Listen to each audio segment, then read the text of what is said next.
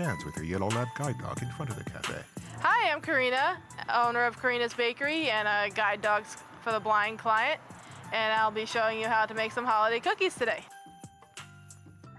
Inside, a painted mural of a princess with a guide dog greets customers alongside a shelf of Swedish knickknacks and display cases full of treats. Karina stands in front of the cases with her guide dog. I couldn't be happier to be joining Guide Dogs for the Blind for its second annual holiday celebration. I'm joined today by my guide dog Sutter, my pal and companion, and Jenny from Guide Dogs for the Blind as a puppy raiser. Jenny joins her and the two move into the kitchen. All right, so we're gonna make some cool holiday cookies using a basic dough, and then we're going to split it up into 3 different kinds, and it's gonna be fun but easy. Many different kinds of cookies you can give to friends. Awesome, I love it. All right, Let's awesome. do it.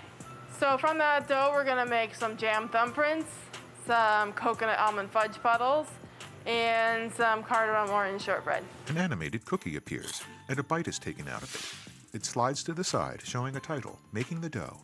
The ladies begin to measure and mix the ingredients. Some margarine here, very soft. Is that about 1 cup? Yeah. Like 1 cup of margarine? All right, looks like 1 1/8 cup of shortening, 1 1/2 cups of granulated sugar. Jenny starts the mixer. The paddle whirls in the bowl. Okay, looks good. All right. All down in there. So now we're ready to add the dry ingredients. So it looks like this is tapioca starch, 1 1/8 cups. So next we have white rice flour. So it looks like the white rice flour is also 1 1/8 cups. Okay, so sweet rice flour also 1 1/8 cup. Okay, all in there. Potato starch. Dense but fluffy at the same time, and pure starch, so it's gonna give it the heft that the cookie needs. Potato starch is 7/8 of a cup. There you Okay, looks like the baking powder is 1 tablespoon. go. Xanthan gum, which is going to bind everything together, kind of like gluten would. Otherwise, you might, even with all the different flours, have it fall apart. So 2 1/2 teaspoons of the xanthan gum. Got a teaspoon of kosher salt. Awesome. So now we can just More mix mixing? it together a bit on low speed. Okay, here we go. Directions read, mix the dough until light and fluffy, about 3 minutes. Then split the dough into 3 even pieces and wrap in plastic. That's great. All right, so we'll just pop this in the fridge. Okay. All right, so we chilled this dough for a good 2 hours. You can do it overnight too. And now we're gonna use this for all 3 of our recipes. A cookie shows another title. Jam thumbprints. Back in the kitchen, Karina places some of the dough in a mixing bowl and adds ingredients. Yeah, we say about 1/3 of the dough. You can do as much or as little of the dough as you want. You just have to adjust the extract or the add-ins. We Okay. can add some Oh yeah. lemon extract.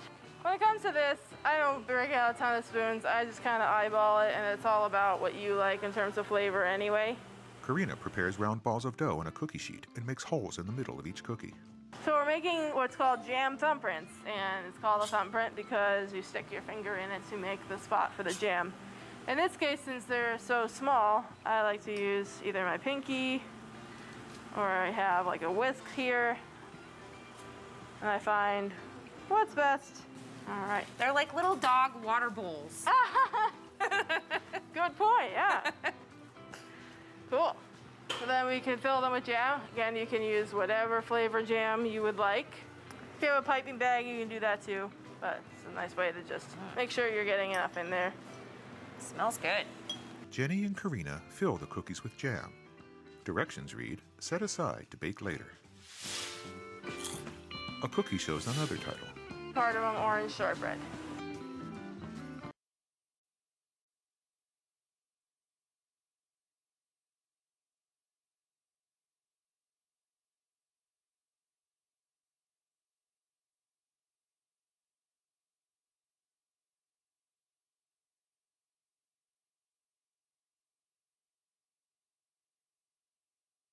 Taste. So it looks like zest of 1 orange. All That's right. right. Oh, it's smelling orangey. Oh, yes. Karina zests an orange. Awesome. Here it goes. Jenny mixes the dough, then scoops small balls of dough onto another cookie sheet. We got some red and green sugar to roll them in. Totally optional. You could leave it without sugar. You could roll it in some regular granulated sugar. Gives it a nice crunch. But for the holidays, this makes it nice and festive. Red and yellow sugar. All right, so now we want to flatten these. And you can do it a couple of ways. You can take like a drinking glass and flatten each one. Or my handy trick to use in the bakery is make sure I got them where I want them. They might slide around a little bit, so wear that. Put another piece of parchment paper over top, and then take your cookie sheet, and here's where you can let out a little aggression. She presses a second cookie sheet over top of the first. This is a pro hack. Yeah. Right? That way you don't have to spend so much time flattening each one. I love it. Came out pretty nice, yeah. Oh yeah, they're all even.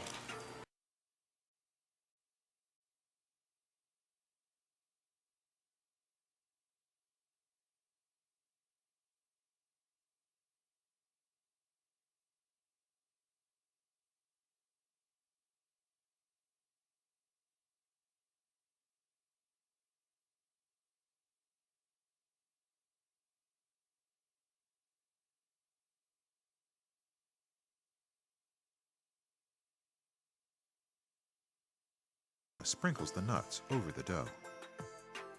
Shredded coconut, 2/3 of a cup.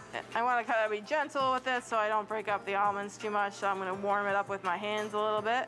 She squeezes the dough together with her hands. Then Jenny scoops small balls of dough into a third cookie sheet. And then I'm going to make a hole, and this time I do recommend using your finger because you kind of want to feel for where the almonds and the coconut are and try to prevent too much cracking as you do it. And then unlike everything else, we're going to fill these after baking. All right, so now we're ready to bake all the cookies. They can all go at the same time, 350 for 8 to 12 minutes. Karina slides all 3 trays into the oven. All right, so now we're going to make the filling for the fudge puddles. Pretty simple. That we're going is by 2 weight, cups so. of chocolate chips. All right, and what's the weight measure? It is 340 grams. Cool. And then we have a can of sweetened condensed coconut milk here. And then just for flavor, we're gonna add a few drops of vanilla. You could even add a little bit of salt if you want. Directions read, vanilla and salt to taste. Now we're gonna take this to a double boiler. You could cook it in a small pot on very, very low heat, or actually better yet would be in a microwave in 30-second intervals. And so you just want to gently coax some out into the center there. She pipes the chocolate. Again, they're home style, so if they're a little messy, that's okay. You can cover up some of the mistakes with some of the extra nuts and coconut if you want. So here we have all the cookies ready to go, laid out for consumption by all your friends and family, or you can box them up for gifts. Happy holidays from Guide Dogs for the Blind. Karina and Jenny wave goodbye. Logos, Guide Dogs for the Blind and Guide Dogs for the Blind International.